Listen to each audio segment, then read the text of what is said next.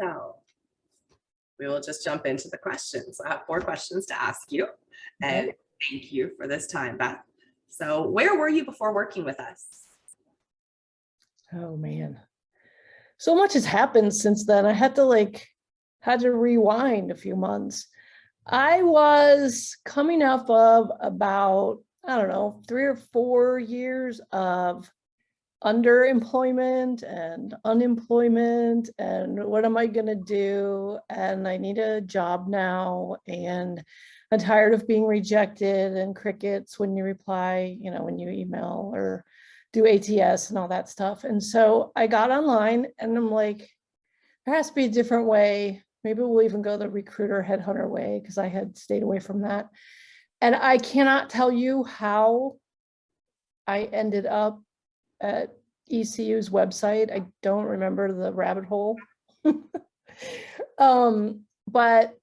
I was like, oh, I don't know about this. This little introvert doesn't like this kind of thing. And so I watched the webinar, and then I, talked to Luke. And I was still really, I'm not going to lie, I was skeptical and I was scared. But I thought, well, nothing else is working, so let's just see, right? Yeah. Let's just see. Absolutely. What were you skeptical about? I'm curious. I just, in my mind and in my world, LinkedIn was social media. And in my world, I'm an IT professional, security professional. Social media is, I treated my LinkedIn network just like I treat my Facebook or Instagram or whatever networks. If I don't know you personally, you don't get in, right? And so I was just not clear on how this could possibly work, because I also, the reverse for me was true too. Like if I got random invites for connections on LinkedIn, I ignored them. I was like, no, I don't know you. What good could you possibly do for me, or I for you? And so I was unaware of the power, frankly, of LinkedIn and that network, and how helpful and supportive you can have complete strangers be. Phenomenal, isn't it? I love it. Well, at what point did you say, I need help here? It was one of those dark days where there was, a couple of positions that I had applied for, one that I've even interviewed for 3 or 4 times, and then no, thank you, no real reason, we're going in a different direction kind of thing. And I'm just like, I can't do this anymore, right? Yeah. And so I would joke with my friends, if I don't find a job soon, I'm going to be living in a cardboard box down by the river. And it was a joke, but it was also, it was articulating kind of a fear. Like, was I ever going to be gainfully, positively employed doing something that I'm great at and valuable in and love? And so I just knew something had to change. Okay, absolutely. I mean, after 3 to 4 years, I can absolutely imagine, that question would pop up. Yeah.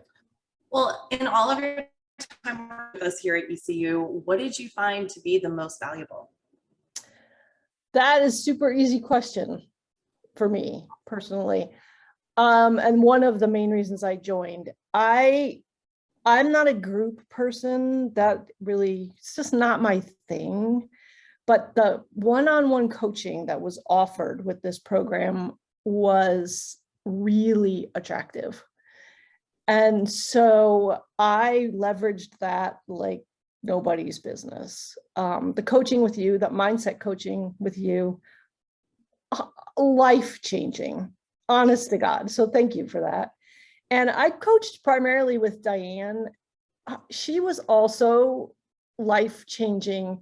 And you guys, you just have this way of hearing our stories, hearing my story, and using different words that are words that I was not using for myself. Right. And so I was kind of, you're never going to get a job. You're never going to be good enough. All the negative, really detrimental to your whole well-being. Right. Again, a phrase I probably would not have used 6 months ago. And so it was, for me personally, it was the one-on-one coaching that draw me absolutely in, and I think helped completely change my career path in a way that I had absolutely not anticipated before this program. I'd been a long time IT director, CIO, leading teams, implementing really great technology. I was very good at what I did. And that's when I joined the program, that's still what I thought I was going to do for the rest of my career. It's what I'd been doing. I was good at it, whatever. So we did my resume in such a way to, to go apply for those kinds of jobs. And there was this fateful day a few months ago where I'd had 2 back-to-back networking interview. They were more interviews than just networking at that point. And in both of those calls, I'm like, oh, no, I don't want to do this. It's not I can't do this, I don't want to do this. And so I hung up from that second call and I sat on the couch and cried for a few minutes. Then I got online and I scheduled time with Diane, and I'm like, I think I figured out why I don't have a new job yet. It's because I don't want those jobs. And so she's like, okay. And of course, this is like mini crisis for me, because like this in my view of my future, this was what I was always going to do, right? Yeah. And now that was like in flames over there, and I'm like, oh, now what, right? So she helped me kind of refocus and gave me this exercise, right? Mm-hmm. Kind of go through, open up your brain. She said, I'm gonna tell you to do something we don't usually embrace here. I want you to go look at job ads and just highlight and cut and paste into a Word document the bullet points of job positions that you like, that you're good at, and that you would want to do in a new job. And then keep track of the titles as well. And so I rolled my eyes and I didn't do it for a few days. And I'm not gonna lie, I did. Rolled my eyes, didn't do it. And I finally did it, and it became clear pretty quickly that what I was really thinking, didn't know it very subconsciously, was careers in the customer success field, which I had honestly never really heard of, had a vague awareness of. And so I changed all of my LinkedIn targeting, and I started targeting customer success professionals, primarily just to get data from them. IT person, we gather data. That's what we do. And so I was just gathering data about what is this field like? What's your story? How did you get in? All that kind of stuff. I met amazing people. At one point, I hung up from a call and I'm like, I think I just met my people, right? Like, I think this is something. And then a couple of calls later, I gave my little spiel, which you guys were tremendous in helping me. I hate this phrase, reframe my narrative. But we did it. And I gave this woman my narrative and, my little sales pitch. And I'm not kidding, I'm going to say it was less than 2 minutes. It might have been even less than 90 seconds. That me gathering data call turned into a job interview. Seriously. Phenomenal. Seriously. And I was kind of like, what is going on here? Like, I told her my spiel and she kind of moved her head around a little bit, looked away from the camera, and she looked back and she goes, we don't have anyone on our team with your kind of experience. Job interview.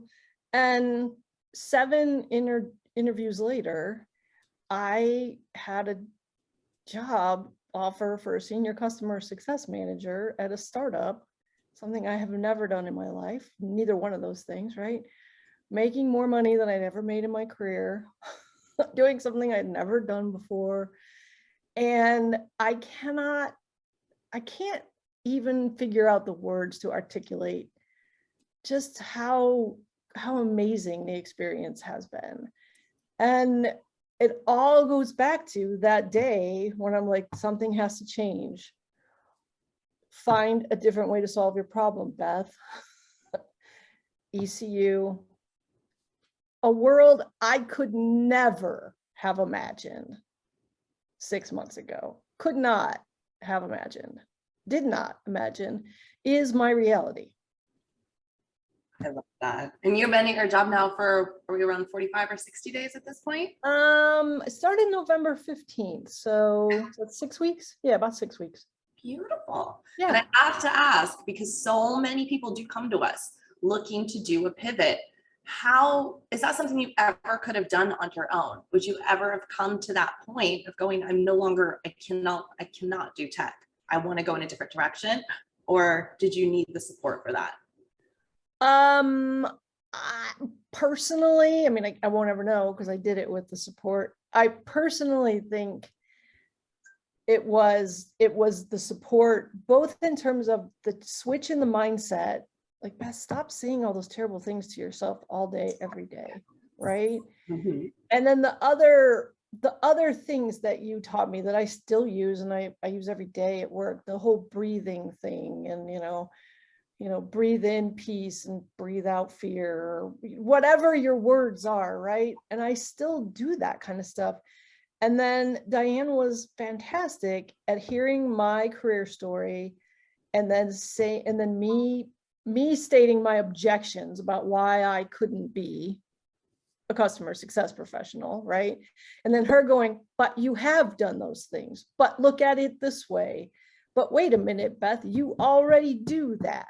And I was like, oh yeah. So it was that outside looking back in at me and then reflecting it back to me. No, this is what we see, Beth. You need to see this too. So could I have done it on my own? Maybe. Would I? Probably not.